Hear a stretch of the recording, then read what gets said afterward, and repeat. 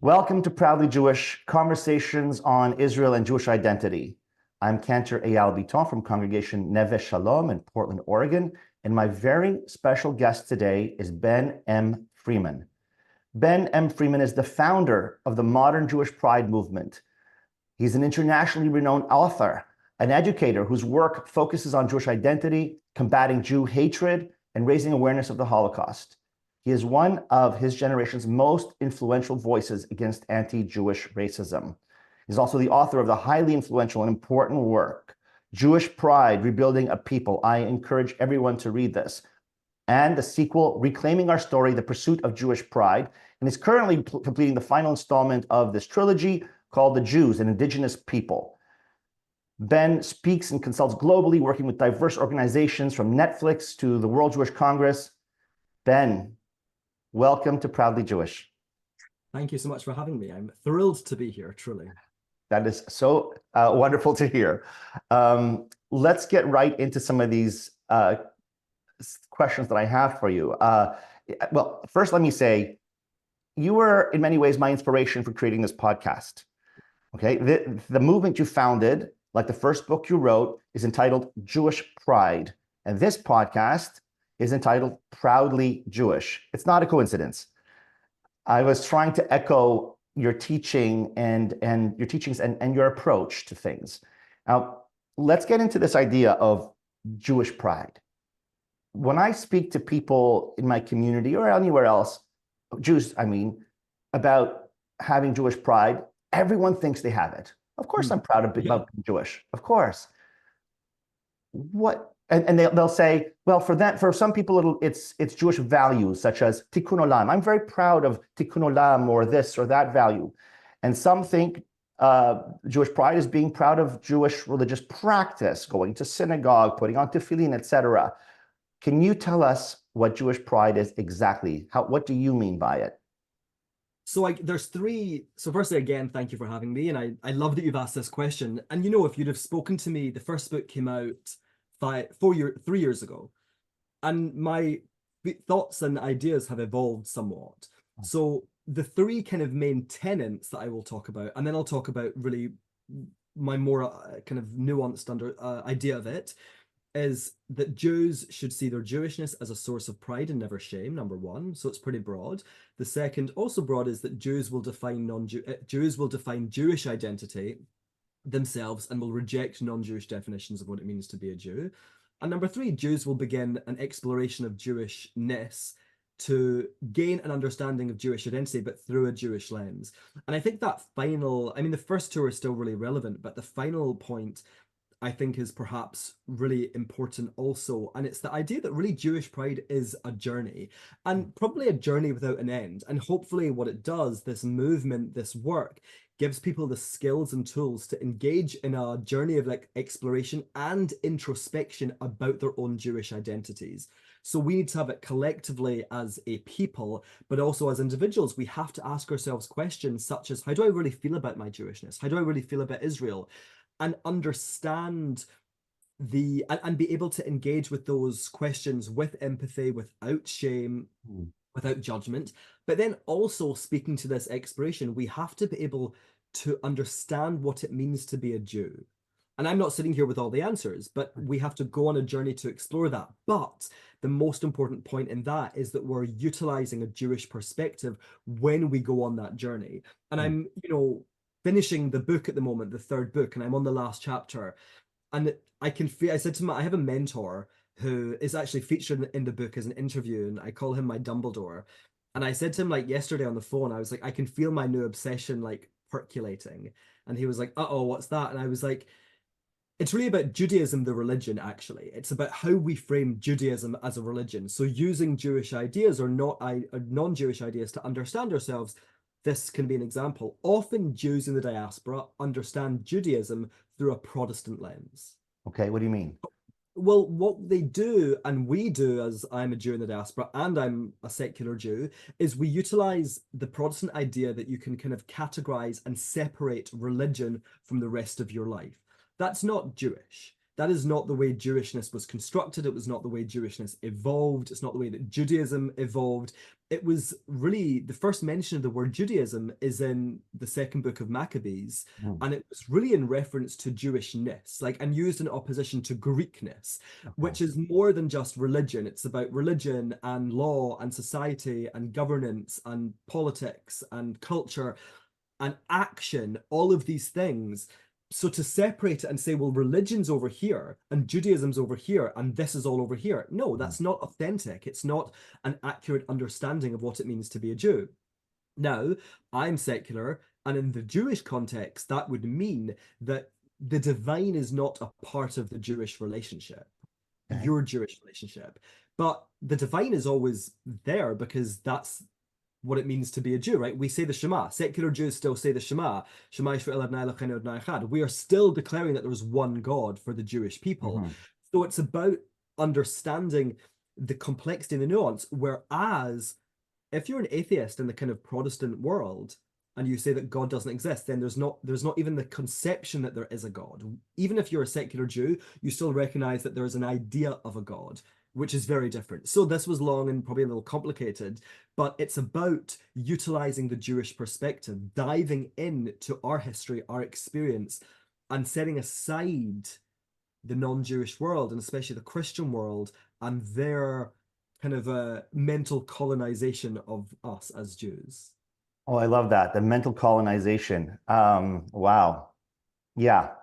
It it sounds obvious in some ways. Okay, Yeah, we'll look 100%. at everything through a Jewish lens, but So, we don't live in a vacuum. We're influenced by yeah, the world around us, you know. 100%. Um, Absolutely. okay, let me go to. I'm sure some of these ideas are things we're going to come back to in this podcast. Let's talk about October 7th and anti-Semitism for a moment. Um, so much of the Jewish world, certainly here in the States, and I know the rest of the world, but certainly here, has been absolutely shocked uh, by the anti-Semitism that has erupted since October 7th. Mm. You tweeted back on June 24th, 2020, Oh, the wow. following. For years, levels of anti-Semitism have been rising, but it isn't rising anymore. It's risen. Mm. The post-Holocaust golden age of Jewry is over, and we must recognize this. Anti-Semitism poses a real threat to us, and no amount of pretending otherwise will protect us. We must wake up. This was your tweet in 2020, in the summer of 2020, almost the summer. Yeah, summer. Can you talk to us about this change and how it started well before October 7th? Yeah.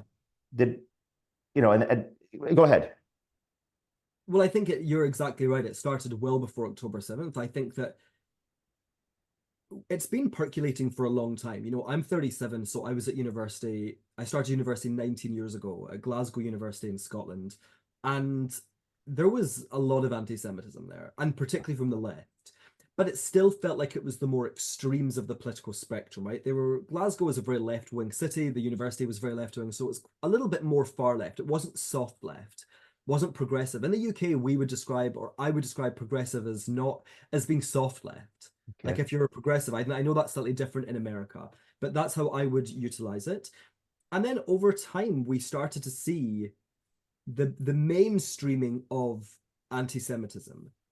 And I think it really took on a new face with Jeremy Corbyn, he was the reason I joined Twitter in 2018.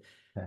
And he became leader of the Labour Party in September 2015 and was immensely popular.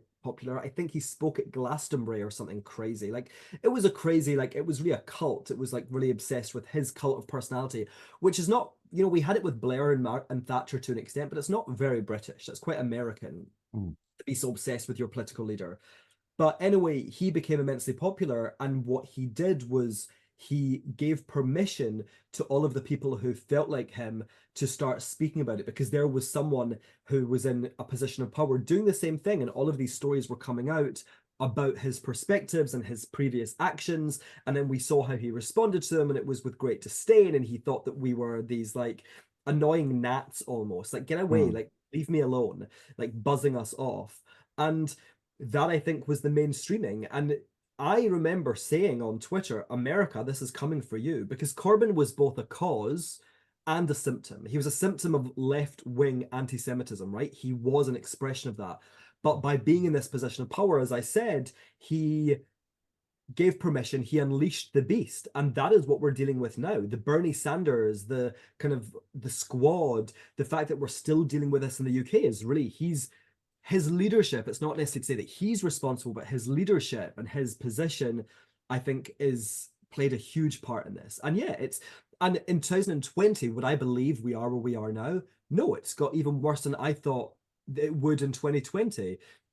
But that's the lesson. We have to wake up and be, I'm a great lover of Harry Potter, and I'm that age, I'm a millennial, and I love it so much. I like to utilize it in my teaching. And one of the things I think which is relevant was a quote from a character in the fourth book who's called Mad-Eye Moody, and he says you have to have constant vigilance. Mm. And it's not necessarily a very nice or a very relaxed way to live in the world, which is why Israel is so wonderful. But yeah, if we're going to be in the diaspora, we better wake up, we better have our eyes open, and we better be vigilant all the time. Because when we kind of get a little relaxed, when we think we're fine, it seems to be that that's when things kick off again. And so vigilance also assumes that there's hope.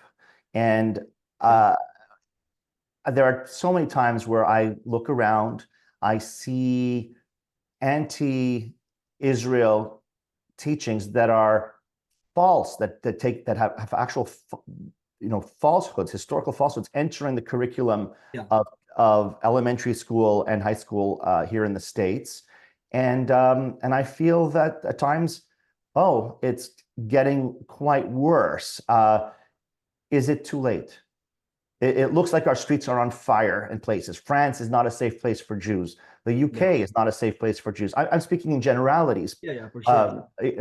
And more places for the US are becoming unsafe. And certainly, look, I marched in Gay Pride March Sunday 2 days ago here in Portland, Oregon, with the Jewish community.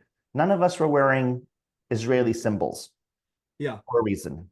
Yeah, I mean, in Pride in London was July 1st, and the Jewish organizations didn't march. We had a private party basically at an Israeli restaurant. I see. And it was super fun and great, and it felt wonderful. But yeah, it wasn't safe. Is there hope? It's depending which perspective you're talking from. If we're talking about the continuation of the Jewish people, absolutely. We've survived worse than this. We will survive. We will prevail. Whether life continues in the diaspora in the way that it has, no, it won't. Even in terms of the United States, I think Jewish political power has declined enormously and will continue to decline. In Britain, we never really had it in the same way. We certainly had more than Europe, but ours has also, I think, it's become more challenging here. I think there will always be Jews who want to live in the diaspora. Yeah. And I think that's their right. But again, it's about doing it with eyes wide open. And I think that what we have to understand is probably that things will get better at some point, but they won't stay better. And this is we have to wake up to we have to start taking bird's eye views, the longue durée, understanding the phrase like mitachat l'shamayim, right? I know it's a religious phrase, but it's actually, that's the perspective we need to have, looking from above down, spotting the patterns. And I think that, if I may, as a non-American, was maybe an error within the American Jewish community, was thinking, we've made it. We're fine. And it's like, yeah, but you're still Jews, and we have to understand the global Jewish experience, and we can hope that, and be like, yes, we hope that we're fine, but you also have to have one eye open. So whether there's hope, I think we're going to see, of course, increased aliyah. Yes. I think I personally, I want to make aliyah. I love Israel. I'm going actually on Shabbat, for a vacation for a week. So I'm thrilled and so excited. And when I talk with my partner, we lived in Hong Kong, so we lived as expats. And I think when you do, your perspective on home changes. Israel's my home, but then Hong Kong's my home, London's my home. And we always talk about where next. Yeah. And America is definitely an option, but I always say a lot of these, anywhere else in the diaspora feels like a lateral move. Yes. And I'm not sure that's smart. Listen, I think that it's I wrote a column maybe in June And it was really the question of when do we leave? And the Wow. answer was, I don't know. And that is, I have, I was a Holocaust educator, but I have greater empathy for the Jews in Germany and Austria and in Europe at that time in the 30s. It's a huge decision to uproot your life, to go to somewhere else, to, you may not speak the language. Like, I want to make Aliyah. My Hebrew is kind of conversational at best. It would be enormously challenging. And it's maybe against human nature to want to uproot yourself. You want to have hope. You want to have your heads in the sand. I think it's okay to stay. And I'm not really answering your question about whether there's hope. I think it's okay to stay, but we have to be awake. And then if we're awake, we have to take precautions, i.e. in the UK, every Jewish building, every Jewish school has guards outside. Yeah. That's not a nice way to live, but if we want to live here, it's what we have to do. But I also think alongside that reality, we always have to have this dialogue.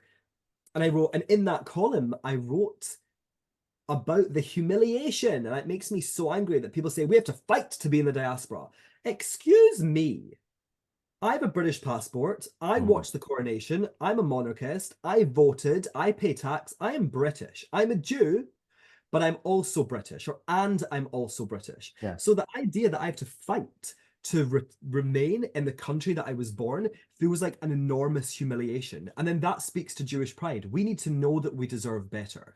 If Mm. we're going to stay here, fine, but understand the rules of engagement, understand what that looks like, be vigilant, take the precautions, and have some self-esteem. We're not going to kowtow and beg to be accepted. We'll stay here because we can still make lives here, i.e. the diaspora, but we're not going to beg. And Yeah. even if we do leave, we're going to leave with our heads held high. So this is the pride that I think that you're tapping into now, that I think that many people miss when they talk about Jewish pride. And Yeah. I heard you once on, I think it was an audio podcast. I don't know if it was a video podcast. I think it was an audio podcast, and you were saying it was a woman host. And anyway, you were talking about centering the Jewish experience, Yeah, centering ourselves. I know this one. Yes. Okay. Yeah, And the host was a little uncomfortable with that, yeah, yeah, yeah. and you said, look, other communities talk Yeah. about what's most important for the interest of that community, and they don't go, well, what about the rest of this group and that group, and Yeah, that yeah. we don't do that. No. Can you talk a bit about that if you want? Yeah, I mean it's funny because I'm a human being. I'm not perfect. I don't always have my like professional hat on. And when I don't, and if I'm being glib, I would Right. say, yeah, it's really pathetic. Like, Yeah. grow up. It's Mm. pathetic that we are a community that has survived 3,000 years and all we are concerned about is other people. Grow Mm. up. When I have my more professional hat on and I'm thinking about internalized anti-Semitism and the psychology, I understand it. I do understand it. We are so desperate to be accepted. We are so we have been told by the non-Jewish world how you are either a good Jew or a bad Jew, how you're palatable. And we all want to be palatable. We all want to be accepted. We want to survive, and we have to understand that it is a survival technique. But yes, I remember that very specifically, and I thought it was, and I remember exactly what I said. It's like the gay community center themselves. The interviewer said, it sounds very like we, Yes. or me. And I Right. said, the gay community is me. The Black community is me, as they should be. Right. We have to remember that we're part of the greater polity and that we're part of civic society. But yeah, I'm going to be thinking about Jewish people and how I vote. I'm going to be thinking about Jewish people and where I donate money, because we're allowed to be. And the notion that we are not, or the notion that it's unacceptable to be me, or we, is it's actually self-defeating. Yeah. It's not just a little pathetic and a little immature and ignorant, it's self-defeating. And while it may be a survival mechanism, it's not going to help you survive. We need to understand who we are. We need to fight back. We're not begging.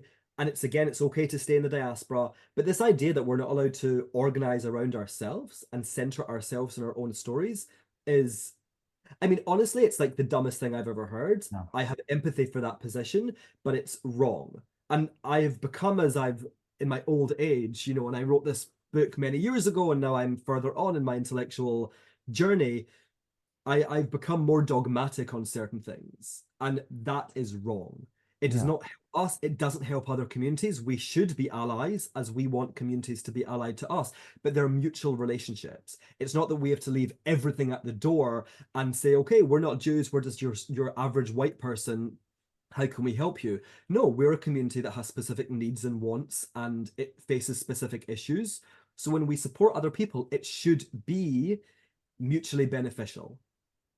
I love this. And I I think that you spoke about it a little differently, but the Jewish experience, we're a diasporic people for 2,000 years, Yeah. and you know, rooted in some ways and very unrooted in most ways, I would say, and wandering from nation to nation, land to land, and our safety and well-being was dependent upon the grace of the host country Yeah. and leadership. 100%. And I think that that experience has greatly influenced Yeah, yeah, yeah. the Jew. And it's 100%. very, very hard Yeah. to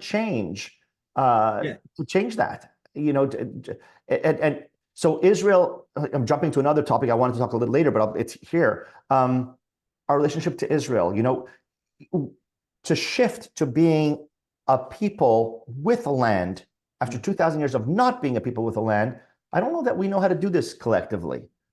Well, I would say I would just query or challenge you on saying we weren't a people with a land. It's not true. I mean, like there Yes, were okay. always Jews in the land, and we were, Yes. you know, the book the reason it's so front of mind is the book I've just written or I'm writing is about this. We were always rooted in the land of Israel, even if we were diasporic. But you're right, it changed. We regained sovereignty. Yeah, I think that that is a challenge for us. Yeah. And it's partly, I think, a challenge because there are trends within Jewish intellectual thought, like the debate and the arguing, which is great, but it's also a little like there is truth. There's a lot that we can debate on, Yeah. but there is truth. One of them is that we're indigenous to the land of Israel, or you could use a different word. We're native. We come from there. It's our home. It's our homeland. It's our ancient homeland, whichever. That's true. That's historically true. And I think that it's very difficult to undo thousands of years worth of like arguing, and because it's not just that we love an argument. It's like people say 3 Jews, 15 opinions, haha. Yeah. No, it's like an actual fundamental part of our identity and how Yeah. we express it. And I think that can be challenging. I think that Israel, listen, I think there's another conversation to be had, I'm sure, but I think Israel have made some mistakes with regards to like Haredim and whose Jewishness is Jewishness, right? I think that was a complicated thing. But I think that what we don't understand more than that is the idea of indigeneity, is our relationship with it. Because Yes. indigeneity isn't just being from a certain place, right? It's actually, and I had my hair cut today and I was talking about this with my barber, because you know, your Anglo-Saxon or your Pict, they're from the UK, like they're kind Yeah. of the native people here.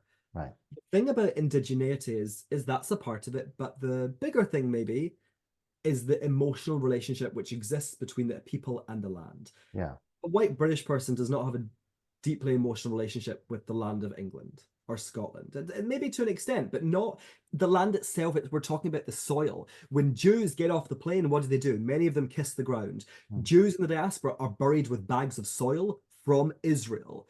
All of these things we face there when we pray. We celebrate holidays that came from the land. Rosh Hashanah, Sukkot, Shavuot all started off as agricultural holidays. Yeah. And there is a deep emotional relationship. You know, I was there in Israel last June, and I had not been in a long time because I was in Hong Kong and because of COVID, and I cried touching down. Yeah. It felt so amazing. And we have to start having that conversation. And again, utilizing this lens of religion, I think, has been, or teaching the Jewish relationship to the land of Israel through the lens of religion has been problematic because it's incomplete. It's the Mm. Christian, again, even in the Jewish schools, it's the Christian idea where you can separate it. No, we have to understand the holistic relationship which exists between all Jews and Jewishness and God and Israel, whether you believe or not. Yeah. That concept still exists. So there's ways that we need to kind of in some ways go back to the drawing board. But I think that is the thing. How do we talk about Israel? How do we feel about it? And naming it. Because when you name something, it's much easier to dissect. Yes. Now, how we relate to Israel, for me, I was born with this sense of identity. This is our ancestral homeland. For many, they weren't born with that, and my view is as follows. Let me know what you think. An Irish American on St. Patrick's Day, proud to be Irish.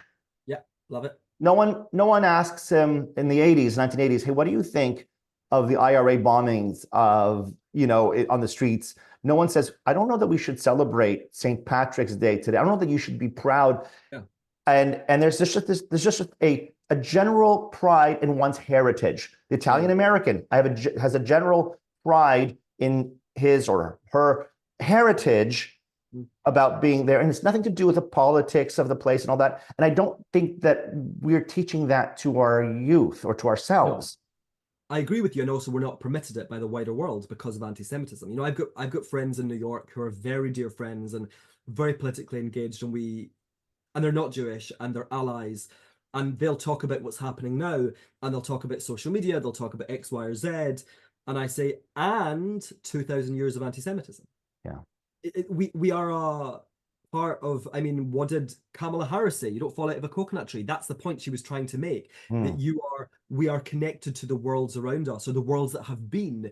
And I think that we've not been permitted it, and we therefore had to find ways in which we could express it. And, post-Enlightenment, especially post-war in America, it was through this lens of religion. After the war, I found this fact when writing my second book. After the war in the United States, there were three main religions in America: Catholicism, Protestantism, and Judaism. Oh, okay. And there was a framing of Judaism. Again, I mentioned this at the beginning of our conversation, a framing of Judaism along these lines of Christianity. And they infiltrate because, exactly as you say, we are impacted. There is cultural exchange. Sometimes it's good, sometimes it's bad. But we started educating in that way because I think it was the framework in which we were permitted. And again, being out of the land or being denied sovereignty for 2,000 years also can complicate your identity. Exactly everything you said about being at the mercy of the nation in which we live. But yeah, I think that we responded to that. I don't think that Jews... the 1896, I believe, Pittsburgh Platform did actually reject Israel from the Reform movement. But I think really it's a response to the world around us. It's that we're not separate from it. In the book that I've just written, there's a section that my Dumbledore is reading, and it's about the Maccabees. And I said I found it really hard because, there's now a conversation about whether the Maccabean uprising was really a civil war between the Hellenized Jews and then the Zealots. And it's like, I think there's definitely a part of that, but they were colonized. Yes. So there was a greater power, a greater influence there. It's not that you can't divorce it from that. And I think it's the same for us. Like when thinking about exactly what you've just said, and I completely agree with you, to me, it's about understanding why. Why did all these things happen? And then we can correct course. And then we can kind of get back to what is authentic or what is healthier. But I don't know if that's possible without that kind of introspection. And that's key. When I look around, first of all, in 2021, I thought the Jewish community would wake up after the May Hamas war because of the ensuing outpouring of anti-Semitism, of people being attacked on the streets here. And they didn't, overall. And I thought after October 7th, they would wake up. And I think some have, but I think many organizations, institutions, individuals have not. So, to have that journey that you speak of, you need to be able to see what is happening in the world around us, or perhaps you just need, like you mentioned with the Zealots and the Maccabee story. Maybe you don't need everyone to; you just need enough to. What do you? No, I agree. I think it's American Jewry. I don't really believe in American exceptionalism, particularly with regards to Jews. I think it's fair to say that Jews went further there than anywhere else in the world, but it actually has major echoes of Germany in the 19th century and Germany pre-war. And I think that, unfortunately, there will be a segment of Jewish society which doesn't wake up until it's too late, which will always favor the majority and their culture because there are the influences always permeating our sense of self and our worldview. And I think that it's about there being enough. And we are seeing it. I do think that we should have hope. Social media, I literally before this call was speaking to a PhD student who's researching social media and it's kind of how it's used to discuss Jewish identity. And people like to be very to dismiss social media, and it is a cesspit in many ways, but also it has afforded us an unbelievable opportunity. I mean, you and I interacted because of social media, Right. and it has given us a means to have conversations, and actually, which I think then intensifies feelings and understandings of Jewish peoplehood. So it's about enough people using their platform, enough people switching on. Not all of the Judeans, as they were referred to then, joined the Maccabees. There was an element of civil war. Some were fighting with the Greeks, and some were fighting, with the Zealots. So there will always be that. We're not a monolith, frustratingly, right? Like, it'd be great if we were, and we could say, okay, this is how we feel about this, wonderful. But so I think that's the way it is, and I think that's okay. Again, it's just about enough of us. But I think the majority, and hopefully it will be the majority who switch on, we have to have very clear boundaries and what are acceptable and also unacceptable conversations. And my perspective on this shifted slightly post-October 7th. And I know there's no legal mechanism for it, so don't at me. But it's a cherem. I think we need to make clear to anti-Zionist Jews and the world that this is not a Jewish position. It does not represent the Jewish community. People can make Sivan come back if they wish and if they do the work. But yeah, I think that for those of us who have switched on and are fighting, the tent cannot be so broad. It's broad. That's great. It cannot be so broad that we have ideas included which are antithetical to Jewishness. And for those who don't understand, sorry. I'm the king of tangents. I love tangents. That's how I speak as well. Right. But for those who don't know the term cherem, excommunication.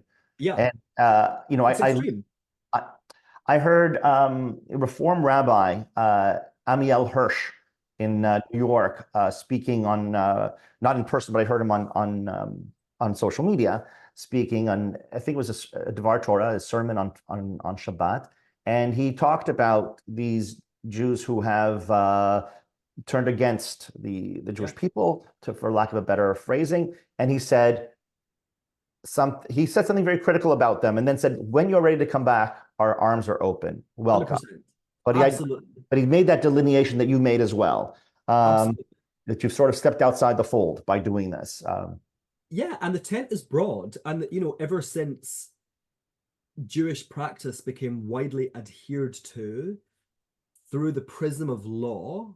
Yeah. So it's not, after it was just things that Jews did, and it was like, we're doing this because it's the law, which Jonathan Adler kind of, that period he puts at the Hasmoneans, basically. That's when the law became widely spread and widely adhered to. There were different interpretations, the Essenes, the Pharisees, the Sadducees. It's like, that's what Jews have always been. So I think people get a little afraid and they think, oh, you think it should be a monolith. Absolutely not. You and I, we could have conversations about Israel or many things, and there'd be points we agree on and points we disagree on. Totally fine. But we should be operating from within a boundary. And one of them is that Jews are, in the language I would use, indigenous land of Israel, and we have a right to sovereignty in that land. And that is the state of Israel. Yeah. That doesn't seem so intense and so like outrageous that we recognize that a country which does exist has a right to exist. And as a Jewish country that sits, even if you don't want to use the word indigenous, which I encourage you to use, but even if you don't want to, in the historic land of the Jews. Yes. If you look at the map of the Hasmoneans, because they were the period after the Kingdom of Judah when the land expanded, it's very similar. It's all very similar to the modern state. So Eretz and it is Medina. There's obviously differences, but you can't. The reason Israel was called Israel was because of the continuity, because of the past, because of the connection that existed. And it's okay to be critical of it. It's okay to hate Benjamin Netanyahu. That's absolutely fine. Many Israelis do. But the Israelis did something so powerful during the protest for the judicial reforms. And whatever your perspective on that is, that even those who were against the reforms came with Israeli flags. Right. That's highly unusual for there to be anti-government protests that utilize the flag of the country, because that's often seen as belonging to the government, maybe the right wing. Yes. Those people were coming with the flag of Israel. They were singing Hatikva because they love Israel. That's the lesson. Disagree all you want, engage in debate. As we've said, that is a very Jewish practice, Yeah. but there are boundaries. Now, what you just said about the flags is it resonate, I suspect, with many of the viewers that I have here in the States. You know, I live in Portland, Oregon, a very progressive environment. And when you see a vehicle driving, you know, with an American flag, it tends to mean I associate with the Republican Party or something like this. 100%. And the idea, you know, wouldn't it be fascinating if everyone grabbed that flag and said, no, this is me. This is me. Yeah, it's the same in the UK. I mean, like during the coronation of the king last year, there were people who said they were triggered, and you're like, sorry, it's the flag. Like, that sucks. But Right. it is the flag. That's the flag of the United Kingdom. So yeah, it's going to be flown at the coronation of the king. And I think Israel, it's wonderful. You know, it's my brother always my family live in Israel, my brother and sister, and they're married to Israelis and have Israeli children. And my brother used to always kind of make a joke about my sister-in-law because she's so Zionist. Yeah. And he'd be like, she's such a Zionist Israeli.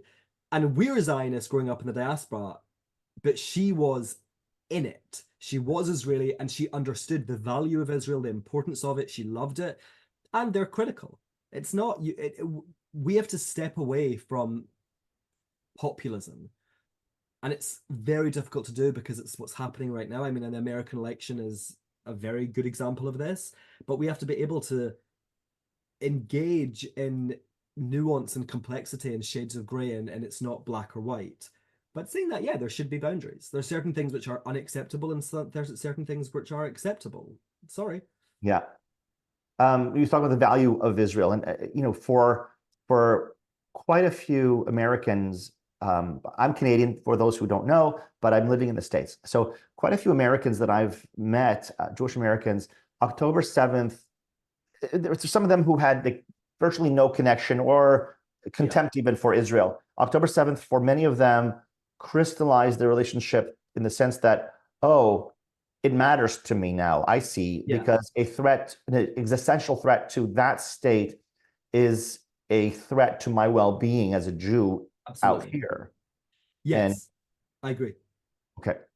I agree very much, very strongly. And I think, and it's, and again, it's part of the indigeneity. It's a recognition that, oh, I was editing this today in the book, that I have a section, the final chapter of my new book, talking about integration. I talk about integration, and all of my work in this one is about indigeneity affords us or grants us permission to be different.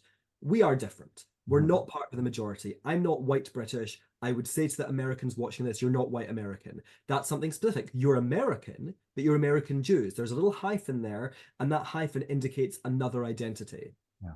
And sometimes we're accused of dual loyalty. And actually what I say is, I don't have dual loyalty, I have dual connection. I am a Jew and I am British. And as a Jew, and that's an annoying phrase, but as a Jewish person, let's say, I am indigenous to the land of Israel and have an emotional relationship with it. And the modern state sits on that indigenous land and is the Jewish state. And I think a lot of people woke up to that, and also woke up, as I think I said earlier, to the emotional relationship that exists between us and Israel. I lost my father 7.5 years ago, and I have never experienced grief like I did the week after October 7th. Like, it was truly one of the worst weeks of my life. Like, and I think it's immensely traumatic, and there is a before and after October 7th. And I think the reaction that many Jews, not all, but I think the majority of Jews had, was also a wake-up call to this relationship. It's like, oh my God, I care so deeply. I want to do what I can. I mean, the money that was sent from the diaspora to Israel was not a flippant signing of a check. It was a representation of our connection to the land. And it was I find it so moving. And it's, I'm privileged in that I get to speak to Jewish communities all over the world. And I was in Australia, New Zealand in June. and they had the same reaction that we did, and that you did in America, and that the Canadians did, and the South Africans. And again, not everyone I know, but a lot of people. It was the same. You speak about this emotional response, and people are like, "Yes, I get it," because we're a people, we're a family, we're native indigenous to that land, and there is an emotional tie. So it feels like an assault on our integrity, assault on ourselves. And yes, there is the kind of other aspect, which is, yeah, and threat against Israel is absolutely a threat against us. Do So you there's that feel, too. yeah, you've spoken about, you just spoke about grief and this trauma that you experienced after October 7th. And I would say that we all, Yeah. generally speaking, did, individually and collectively. And when what October 8th came, I think we were robbed of our ability Yeah. to grieve because of all the attacks against us. And Yeah. I feel like we as people have not been given the space to grieve and process things properly. October 7th, I mean. No, no, but everything. Think about it. Think about the pogroms Yeah. in Russia. Think about the people who left, what they had experienced, what pain they brought with them. The Ethiopian Jews, the Jews from the former Soviet Union, the Sephardic Jews from Spain and Portugal, the Jews from other parts of the Middle East and North Africa. The act of fleeing, the act of exodus is not one without trauma or complication. And yes, the Shoah, and yes, October 7th. It is completely traumatic. And someone said this online today, actually, that we have been, exactly what you said, we've been denied the right to grieve. And it wasn't even October 8th. It was on October 7th. And I remember I woke up and I was actually away for the weekend in the Cotswolds, which is a very lovely area of England, with my partner and another couple. And you wake up and you're looking at your phone through one eye, Yeah. like, because you're Yeah. not really awake yet. And I was like, oh, Israel's been attacked. And the day went on and we started to understand more. And then we started to understand, well, I mean, immediately we understood there will be a rise in anti-Semitism because Israel will respond. This Hamas line of, we didn't expect Israel to respond. It's like, well, then you're idiots of the most epic proportion, because we all knew what was going to happen. You knew you were going to be flattened and blown into smithereens, because don't come for us. And we knew that was going to happen. So we knew that, oh my God, this terrible thing has happened. And it really took a week for us to understand exactly what actually transpired, because it was live. Yeah. And then anti-Semitism started, and we knew that it would only get worse. But this is what the world does to us. And I think it speaks to this, I've been thinking about this a lot, the right to be angry. There's a line in Milk, the film about Harvey Milk with Sean Penn. And that film really changed my life. And I think there's an anti-gay legislation that's passed, and they're marching, and he gets on top of a car with a megaphone and he says, I know you're angry, I am angry too. And I think that we should be a little more angry. We don't want to be consumed by it, because that can be a corrosive force. But if it's utilized in the correct way, along with pride, it can be fuel. I'm bloody furious. It is unacceptable the way that we're treated. It's unacceptable that I don't get to go into the city centre of the city that I live in, and the city I pay council tax and tax in, because of anti-Jewish hate marches. Like, that's horrific. We should be angry about that. We should not tolerate what is done to us, because anger can be this fuel, and it's also an indication that we deserve better. Yeah. We deserve better than the way we're treated, and it's their problem and not ours. It impacts us, but it's their issue. This is a shame on them. A damning indictment on them has no reflection on us. That's a central part of your book, your first one, where you talk about anti-Semitism, that it's their problem, but it does affect us greatly. Yeah, but that framing seems to be very important in you really want us to understand that. Is that because it helps remove the sense of shame, or okay? It removes shame, and it removes any notion that we're responsible for our own persecution. Right. We're not culpable for that. This is their No. fault. And I think it's a natural human instinct to have introspection and look inside yourself.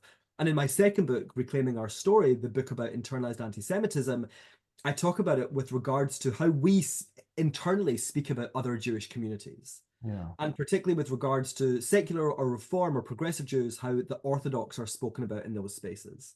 You know, and we saw this in the 19th century, the rhetoric, and this is why I'm so Moses Mendelssohn as an example. Some people love him. I am like not a fan because to me he was a symbol and someone who expressed major internalized anti-Semitism. But him and people like him were saying horrendous things about the Ostjuden, the Eastern European Jews. They were barbaric, they were cloddish, they were uncivilized. Yiddish was disgusting. It was awful.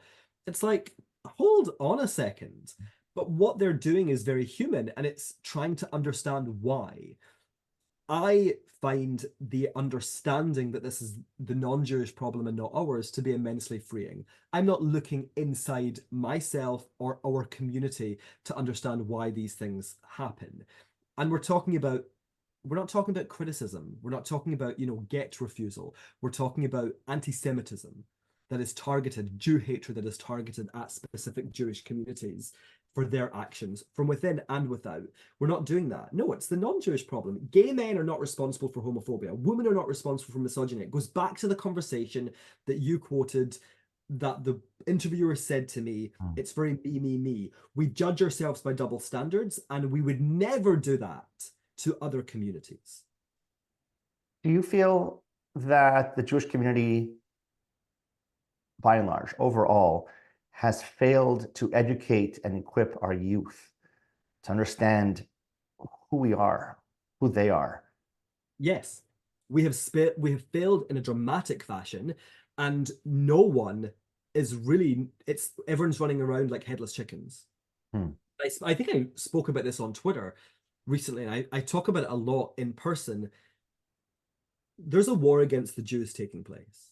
One of the fronts is the Middle East, Gaza, Hezbollah, Iran. There's another war taking place, and it's a war of ideology and a war of ideas, and it's taking place on social media, college campuses, and the Jewish community is not engaging in that war. We're not fighting back. We're not waging an intellectual war, not just to be defensive. We're not supporting public intellectuals. We're not supporting thinkers who are promoting ideas, who are changing the conversation, who are evolving the conversation, helping people understand ourselves more. We're a community with resources. It is an amazing thing and something that we should be incredibly proud of. And there should be funds dedicated to the creation of curriculum. There should be funds dedicated to the training of educators, to supporting people who are making their life's work the defense of the Jewish people from an intellectual perspective. And we're not doing that. And it is a damning indictment on the donors. And if you're listening, yeah, I'm talking about you and the major legacy organizations. It's unacceptable. And at some point, when we have enough space, history will judge them. Because October 7th has given us an opportunity. Exactly as you said, people have switched on in a way that they haven't in generations. So what are we doing with that? And But right. Now, the second, the title of your first book, Jewish Pride, Rebuilding a People. I think it comes to that. I don't know if you're going to rebuild a people. I think you need to realize that it requires rebuilding, that you're broken. absolutely. Do you think these legacy organizations and these educators are failing, that have not done what you've said, that they haven't stepped up because they don't recognize that? Like, why not? Why don't they step up? I think some of them don't recognize it. I think some of them don't know what to do. I think some of them are also like businesses and they want to keep their donors coming in. So they, when donors want projects, they're not necessarily wanting to support ideas. There's no leadership. I wrote a column in the Jerusalem Post and said, we need a Jewish war council that is going to be people from all of the different organizations, all of the different countries, and multi-generational to come and get together and look at what is necessary and pull our funds. I will say that people like me are getting paid to do the work on the other side. I make my living through tours. You don't really make any money from books, but that's it, from the tours that I do. Like There are speaking tours, right? Yeah, Yeah, exactly. okay. Speaking tours. There are people who are getting stipends and salaries to work and think and to churn out ideas. And maybe that's not a model we want to emulate, but I think we are not supporting public intellectuals. Jewish pride is one of the most original ideas. I mean, it's not totally original because it did come from my gay experience, so like original-ish Mhm. in years. In years. And I'm still hustling to get people to switch on to it. Right. Like the first book came out, what year are we in? 3.5 years? 2024. Yeah. Yeah, 3.5 years ago. And listen, and when I first published it, I was pretty naive and I thought there'd be a change super quickly. Now I'm like older and wiser a little bit, I hope, and I understand these things take huge amounts of time. But I talk to people, I talk to donors and say, I need to upscale this. It needs to be curriculum, it needs to be taught. But to do that, we need to have that step back and introspection. You know, I spoke at a conference and it was a Jewish organization in New York, and it was a symposium about Jewish pride. And that was great and it was interesting. But they asked the question of whether Jewish pride is the future, which to me is like, it is the future because all you need to do is look at the LGBTQ plus community to see how incredibly transformative it is. So it is number one. But I could sense hostility from some of the people in the room. And I think it's because they were uncomfortable with the me-ness. And I think Yes. they were uncomfortable with Israel. And I think we have to be, there has to be a community position. And we should not be supporting organizations, to be quite frank, who are preaching anti-Zionism or who are diminishing Israel or decentering it. No, it's enough is enough. But it's like a chain effect. You need the donors, the ones who hold the power, to understand that they need to maybe put their money in different places. There needs to be funds set up to support public intellectuals. I and many of my colleagues in this space have regular conversations thinking, well, how long can I do this work for? Mhm. Because I'm 37 years old, I want to buy a house, I want to prepare for my pension, and it's immensely difficult. And I think it's a damning indictment on the community. It's not that everyone deserves a salary, but the people who are doing good work, producing ideas, moving the needle, and we look to the other side, they're so well funded, and Yeah. we are losing that battle. Yeah. I I I almost don't know what to say because I know what you're talking about. I hear Yeah. you. When you talked just a few minutes ago about how quickly you thought things might change. Um, Okay. yeah, I thought, as I said earlier, after 2021, I thought there would be a wake up, Yeah. and there wasn't. And then after this, October 7th, Yeah. I thought, okay, now the Jewish community understands um, what really is this conflict is really about, Yeah. and how it has an impact on Jews who don't even care about Israel. It has an impact on us and on the Jewish world. And so I thought, okay, we're going to realize very quickly that you have to, as a community, support our allies, even if they come from places that we didn't expect, and reject the people who didn't stand with us. Yeah. What I mean by that is collectively, look, in the States, there are evangelicals that have stood with the Jewish community, and it's a very uncomfortable thing for many left-wing Jews to go, oh, they're allies, because they disagree on so many other things socially Yeah. in the Yeah. States. But my answer to that is, um, look, American Jews have no problem telling Israel, make peace with your enemy, find Yeah. common Yeah. ground. Like find a way to say, hey, I disagree with you, and I deeply appreciate your friendship. So I thought, one, we would kind of, as a community, understand how to foster our friendships, and tell the people who've rejected us, we're not happy with you. And two, we would transform our educational system. Yeah. And I I don't mean, I don't know that. no, I mean you're right, and I think it takes time, but I'm not really seeing signs of it. I had a friend say to me, quite a high profile friend, say to me in the first week of the war, this is going to change everything. And I said to her, no, it's not. Wow. It's the community is it's there will be some people who wake up before it's too late. There are some people who are also stuck in the past who are passionate, but who don't really get it. The Yeah. historic thing, the historic idea, the historic action was Jews need to fight anti-Semitism. I'm like, okay, so how do you do that? Yeah. I had a conversation with a very, very prominent legacy org, and they were talking about fighting anti-Semitism. And I was like, how much do you spend on this? And they were like, a lot of money. And I was like, and who does it speak to? Hmm. Is it Jews or non-Jews? And they were like, I guess it's primarily Jews. And I was like, well, then you're wasting your money. Yeah. And we want to show that we're fighting back. So doing those campaigns is important. But if you want to fight anti-Semitism, you have to speak to the non-Jews, which obviously is a challenge because we don't get in those doors. We don't have seats at those tables, right? If we want the British government to mandate that every school has to educate, not just about the Holocaust, but about the Jewish people and anti-Semitism, then we have to be able to have access to those conversations. And it's immensely difficult.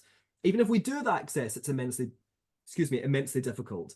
So I think that's a historic, outdated response. To me, the response currently is Jewish pride. Yes. It's the journey, it's the empowerment, it's the knowledge, it's the action, it's the feeling, it's cultivating all of those things.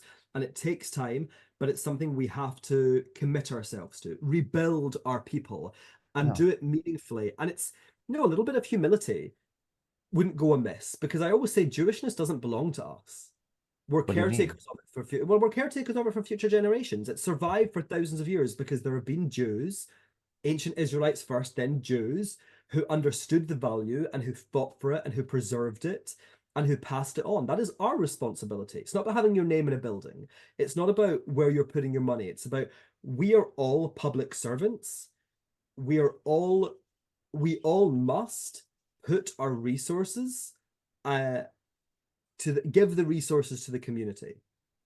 Like, I'm not wealthy, but I've got a mind and I can talk, so I do that. Yeah. So we have to use everything we have to promote and support Jewish continuity. And I think they are, but I Yeah. think it's about, it's about whether that's true or not, whether actually they're effective or not. And I think a lot of the time these people are not. These organizations are not. Right. Well, you said when you spoke to the Jewish organization about fighting anti-Semitism, you're preaching to the choir. You're basically saying by talking to the Jews. 100%.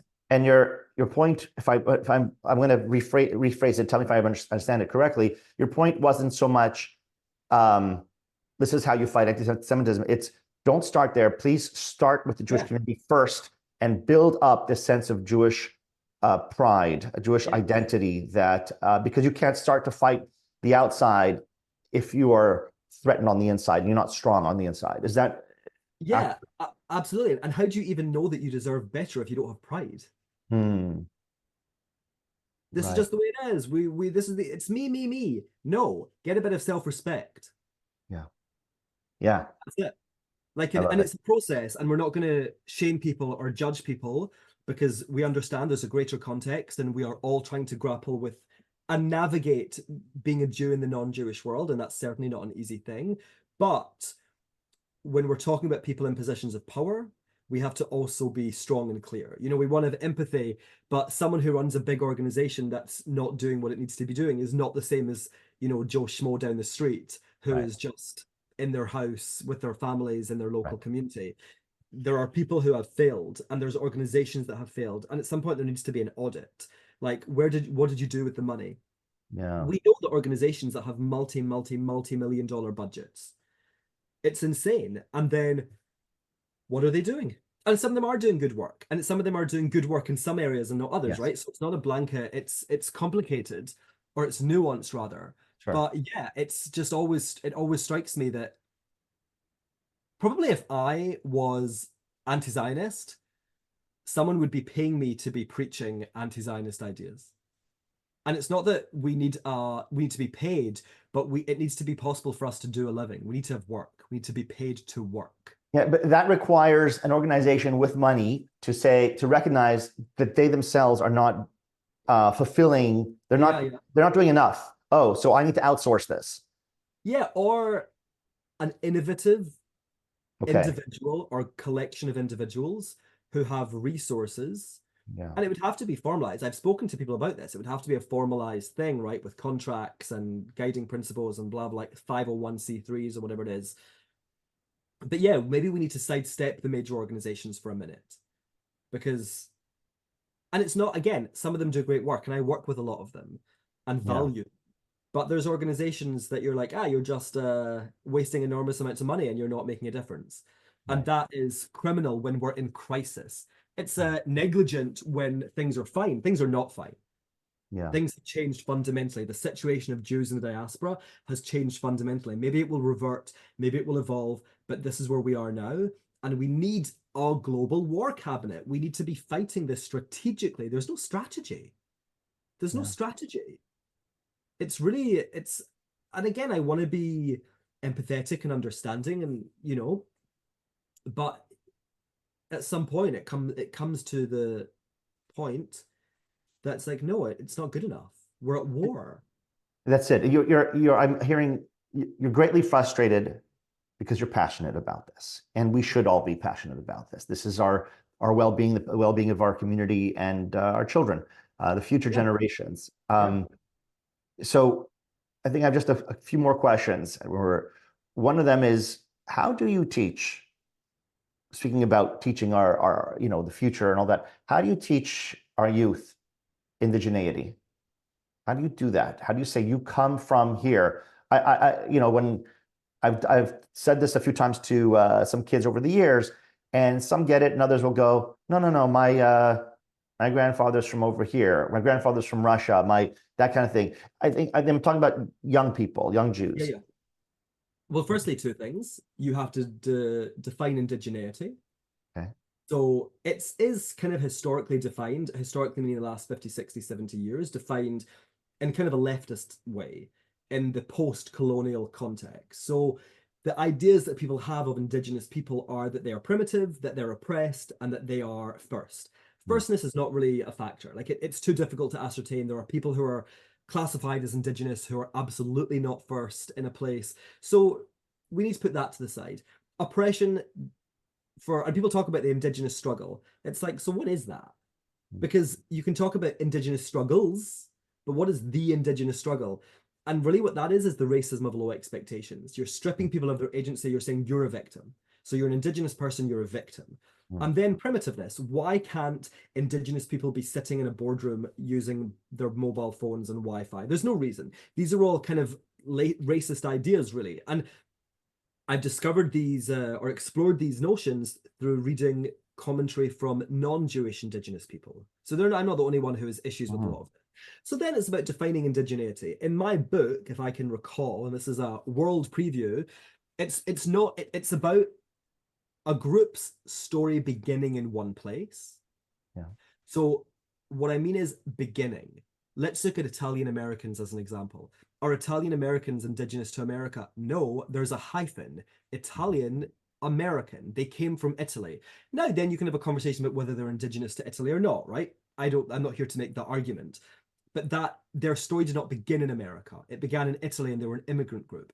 The story of the Jews, as an example, began in the Levant. Jews didn't exist anywhere else in the world before 3,200 years ago in the land of Israel. Mm-hmm. So that's where our story began. That's where we emerged. And most importantly, there we remained rooted, either physically, spiritually, or culturally. It's our home. And we have a deep emotional connection with the territory, meaning the soil, the natural resources, and the land itself. So then you have to define indigeneity. And by the way, that was paraphrased from a very eloquent piece of writing in my book. So you can get that in February 2025. And then you have to go through what I've done in the book. And I'm a teacher. So I really use my books as educational tools. So then what I did, or what I do, is explore Jewish history. So I explore, and I say this in the book, actually, this is what you should do. Take this structure. I explore 1,300 years of Jewish history in about 4 chapters. So it's quite brief on each section, but it demonstrates the origins of the Jewish people. And the perspective I take is kind of utilizing archaeology. So I look at the Torah as the original document, the original source, and then I say, look, where can we prove it, or what does the evidence suggest? And you kind of build a story using those pieces of evidence, like a building block.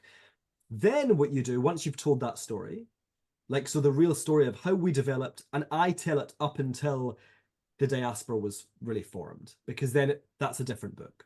Okay. But the origins of the Jewish people in the land of Israel, then I have a couple of chapters, then you'd have lessons on indigeneity. What does that mean? I have utilized the United Nations 7 criteria on indigeneity, and that is what guides me. I use that along with the definition I propose, because some of them, the UN's definitions, are problematic, but I analyze them and say whether they're reasonable or not. Some of them are not. Some of them are kind of using this idea of kind of the racism of low expectations, and I analyze how they impact us. So one of them, for example, is a continuous language, culture, and belief. Language, tick, Hebrew. Culture, I chose circumcision, the Brit, and the mikvah as cultural expressions, acts. And then with beliefs, I looked at the Shema, and I also looked at the notion that God promised us the land of Israel. You know, themes that have been continuous for thousands of years. There is one of the criteria is that the group has replicated their indigenous culture. So I guess if they lose sovereignty or they're exiled, yes, we did that. We kept kosher. We still celebrated the holidays. We kept Shabbat. We lived by laws that were formed in the land of Israel, the original indigenous culture, and they still inform our world today. You know, and just because not all of us do them doesn't mean they're not Jewish laws. You know, another one would be self-identification as indigenous at the individual level and an acceptance as such by the collective. So that's a bit complicated. And indigeneity is not a term that we as Jews have used. So let's break it down a bit. So do individual Jews feel connected to Israel? Yes, they do. We have statistics that demonstrate that. There are statistics from European countries that chart whether these Jews from the diaspora feel more connected to Israel or more connected to the country of their birth or equally connected. That is a way that we can ascertain and measure the strength of feeling, right? And also there's an organization in the UK that I utilize. They measured the connection by visiting Israel. And like the vast 93% or something of Jews in Britain have visited Israel. Wow. So like we can say, yes, Jews feel connected at an individual level. And then let's talk about the collective. Is there a mechanism within Jewishness to regulate on who is and who is not a member? Yeah. It's the halakha. And yeah, the Orthodox and the Reform and the Liberals have different views on it, but there is law. Each of them has criteria, laws. Right. So that is how you educate. It's systematic. It's going through the point. It's not necessarily that sexy or fun. It's scholarly, but that's how you teach it. And what you then understand, what then unfolds before you, is an incredible story of continuity. Even our last names, Cohen, Levy, our first name. My name is Ben. Where does that come from? I know Shimon's, I know Ruben's, I know Dan's. Right. There's so much that connects us to the land. It is kind of unbelievable. And then what I see indigeneity as is a flip that you switch in your mind and you start to see everything through this lens. So my partner and I light the Shabbat candles and say Kiddush every Friday night, every Kabbalat Shabbat. And sometimes we then go to the movies and go out for dinner and, you know, get takeout, but we do that. And those are things that have been done by Jews for thousands of years. And even though I'm secular and that God is not a part of my Jewish identity, even though I live in London, even though I'm in a same-sex relationship, I am saying prayers to the Jewish national God and taking part in the indigenous religion of the Jews. It's when you break it down that way, you know, I've had lots of conversations about this, as you can imagine, and there are some people that start off skeptical, but if you have the time to really formulate it, without fail, every single conversation I've had has ended in, oh yeah, well, of course you're indigenous. Right. You can't dispute it. Right. There are criteria. Either the criteria can be utilized or they cannot be. And if they are, then they can also be utilized to analyze our relationship. And that's what it is. Understanding our relationship to the land. And I mean the soil. That's why Jews are buried with bags of soil from Israel, even in the diaspora. Why we kiss the ground, why we cry when we're touching down, why we clap. There's a feeling. It's a feeling. There's a feeling of being home. And it's remarkable. And it's something I wish all Jews can feel and express and experience. And we have to understand it. We have to give a name to it. Yeah. To me, that's indigeneity. Thank you. This, you talk about this in your upcoming book. Am I right? That's called Jews and Indigenous People. Is that The Jews and indigenous people. The Jews and Indigenous People, coming out in 2025? Do you have a month or time of season? February 27th. February 27th. My goodness, to the day. Okay. Yeah. Well, I'm looking forward to it. You know, you're wearing this great Star of David, and till I was 8, I lived in Kinshasa in the former Zaire, the Democratic Republic of the Congo, and my best friend at the time is a guy named Rom, and he has a younger brother who's now like a big musical artist named Eric Zane, and he and a couple of people came up with this song just a few months ago, maybe, called "Rock the Star." Yeah. And it's about Jewish pride and that rocking the star. And I think you're rocking the star in many ways, more than one. Yeah. I So try to, and but I will say, I want to say, people always ask me if they should wear Jewish symbols. And the response actually might surprise you. I say, you need to choose that yourself. yeah. And actually, what's more important is working on maintaining the flame of Jewish pride, which is inside all of us. That's what's most important, because sometimes it isn't safe actually to wear these. I wear them. I've got chutzpah. I am like, I dare you to say, like, I like can give someone a look that's like, go on then.